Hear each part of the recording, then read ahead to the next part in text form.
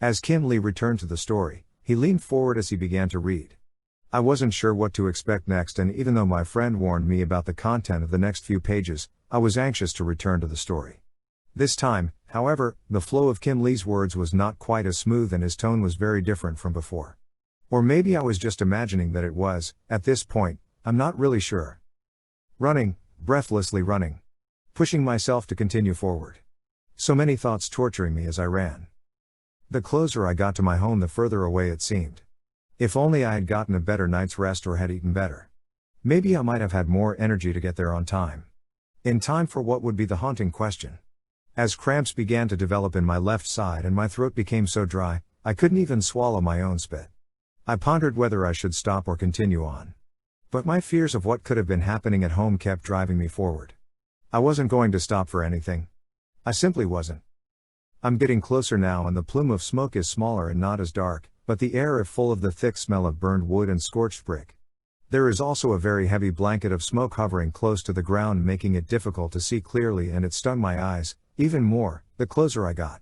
My eyes scanned back and forth looking for signs of life, but, like on the road home, there were none to be found. I tried listening to see if I could hear someone calling out for help, but the only sound I heard was the eerie crackle of wood burning. Most of the structures were heavily damaged by fire, and as I approached the center of my village I came to realize the horrors of my worst fears. The bodies of all my people gathered together in one small area. Lying there motionless. Man, woman, and child, all gone. It appears each was executed one after another, making sure no one would survive. I ran to the doorway of my home in the hopes that the outcome for my family would be different, but the door was broken in and smoke was billowing out with no indication of any survivors.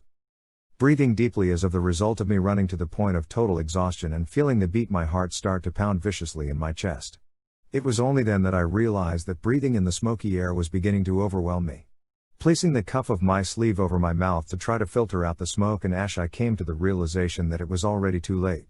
Choking and gasping for my last breath, I collapsed in the roadway in front of the home that stored all my lifetime of memories. It was all for nothing. I am leaving this life and I wasn't even able to save one soul from this horrific fate. I would have felt so much better if I could just have saved even one person before leaving this life. I'm starting to feel heavy and unable to move. I can no longer lift my arms or my legs. And I also feel a crushing weight on my chest, making it too difficult to breathe.